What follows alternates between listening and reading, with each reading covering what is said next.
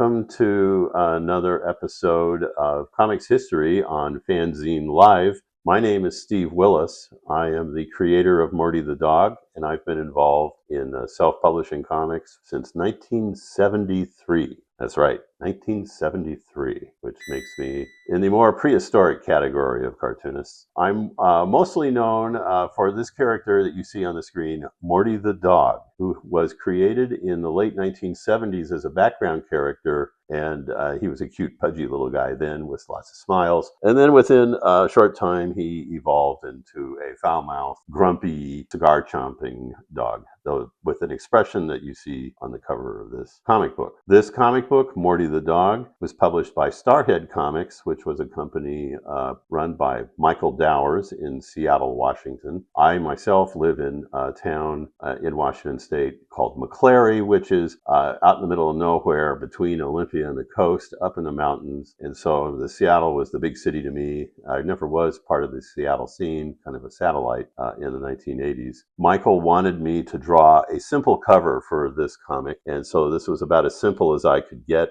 Here in the corner, you can see the Starhead logo. That's Steve Starhead. That's what Michael called him, but that was a very early Starhead Comics logo. As Starhead Comics went on into the 90s before it discontinued, the logo got more and more kind of brutal and edgy. But at the beginning, you had this happy, friendly little guy. And Michael's publishing taste kind of moved that way too. Anyway, let's take a look in here. In the inside cover, we see a reproduction of Morty Comics. Morty Comics is a little free thing that I started putting in my mailings in February 1983. This is number 998. I don't see a date on this one. I think he put it in because he needed to fill the spot. Presently, Morty Comics is up to 14,178.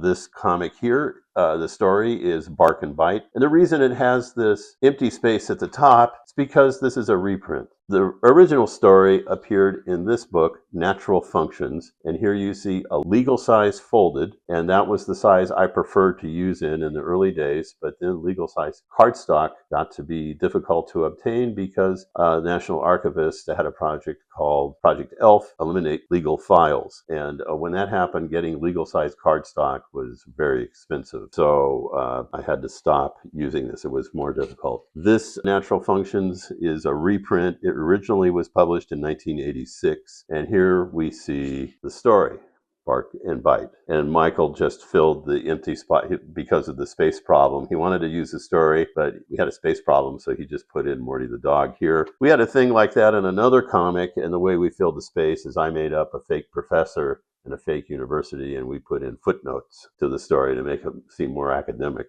In this one, I think the pens I used back then were thicker, and I believe I used Pentel. I'm a lefty, so I don't use India ink because I tend to smear. But here we see Morty the Dog, who was a little more obsessed with beer back in those days than he is now. And he goes into a refrigerator and goes to sleep and wakes up into the future where he needs to urinate. And he meets some people who speak a language that has characters in it that we don't understand. In those days, I used a lot more detail than I do now. Recently, Matt Fiesel compared me to James Thurber in my style, which is probably pretty accurate because I am more into writing comics than I am in drawing them. I never really took serious art class, and pretty much I'm self-trained.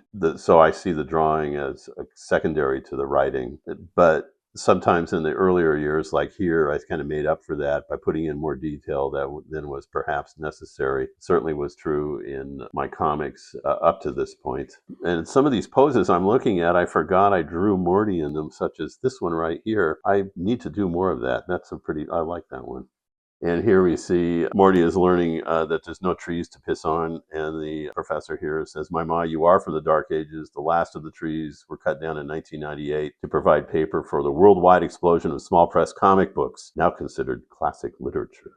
And here's Starhead Comics, Under Glass. And actually in 1998, this was written in 1986, and in 1998, there was indeed an explosion of small press comics. Much to my surprise, I thought it was going to die out when internet came, but quite the opposite happened. So I was totally wrong, even though I went in front of an audience in Seattle at Cartoonist Northwest and predicted the end of our brand of comics. I sort of want to forget about that, and I hope you will too. So let's move on. Here's a series of panels with antlers that's really fun to look at, and if you look at it as a maze, you are free to do so, especially this panel.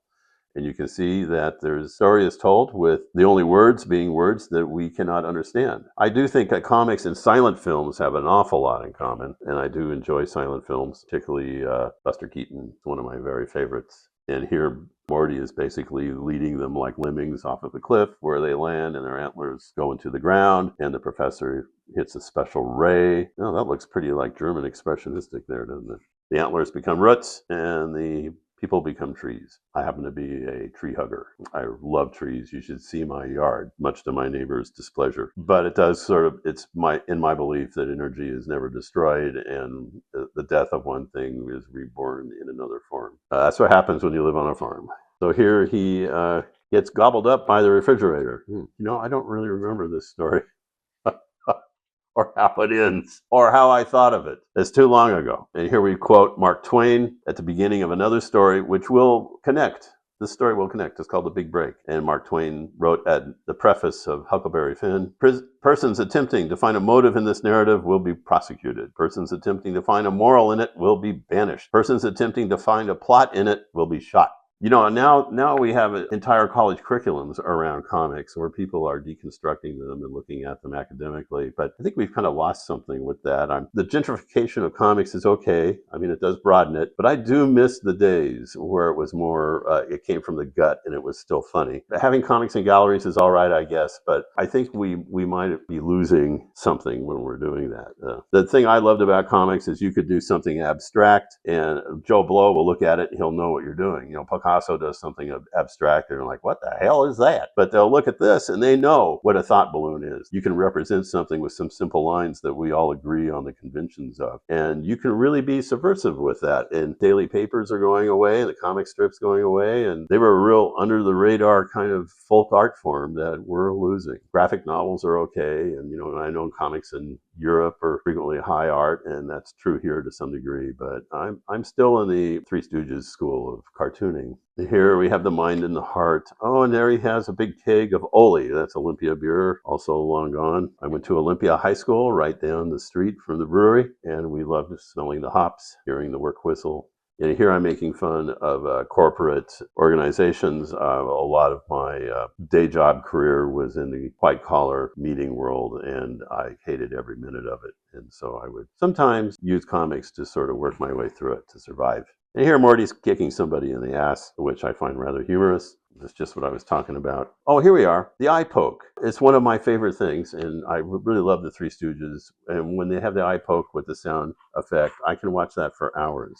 And I have a master's degree in librarianship. Okay, and here we go. And here's a guy being real tough, and he turns into a statue. I don't know what this Advice one was reprinted from. I do not know. And here I am. I'm talking about the very thing about comics being gentrified. Here's Morty going through different art forms. I think this one right here, Happy, Happy, Happy. Michael Dowers said, how come your comics are always so depressing and morose and you're dealing with the dark things in life? Why don't you draw something happy? So here they are. They're all singing about happy things. The lyrics they're singing suddenly turn kind of dark and they're wondering why, who wrote their lyric cards. And there we see who wrote the card, this little mongrel right here. And then we have the death of Morty the dog. I don't know what this appeared in originally either, but this is me at the time. In 1986. I can tell you that it's kind of a double-edged thing having a character to hang your hat on.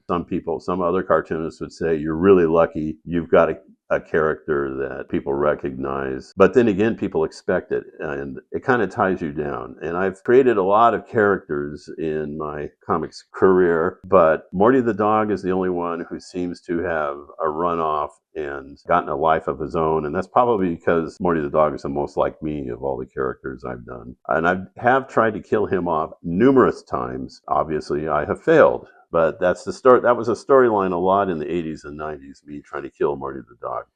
And here I am. It looks like I actually did it. I throttled him to death, and I'm very happy. Then it turns out that actually Morty is a race. of dogs. It says kind of dogs. It's not a individual dog. And my friend, the late Jim Ryan, once said, yeah, it's like you have a collie or you have a German Shepherd or you have a Morty dog. And this story sort of backs that up. The monks in Tibet, I think it's Tibet, there's a belief in something called a tulpa, and the tulpa is a fictitious character that is generated by manifesting it with your mind. And initially, a tulpa is jolly fellow, very nice, happy, and they invariably become surly and unruly and unmanageable, and getting rid of them is almost impossible. So that Morty the dog is my tulpa. Here we have some ads here.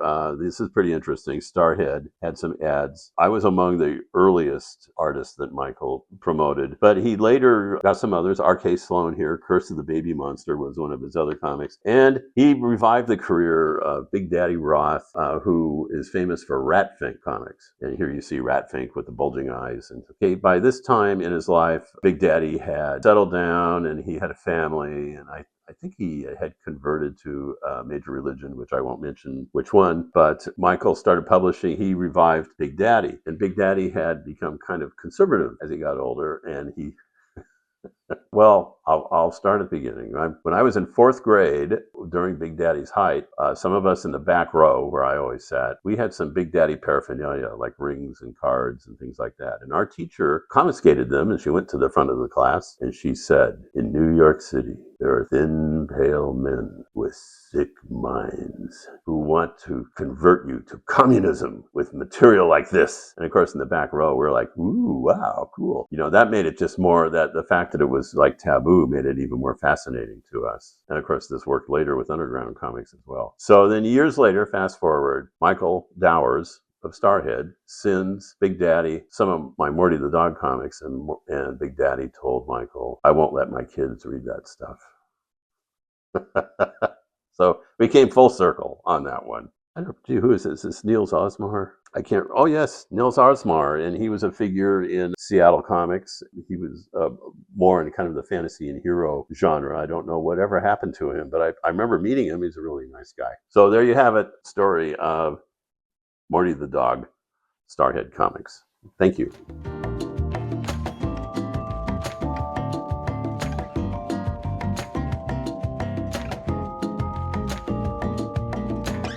I haven't seen my underpants in weeks.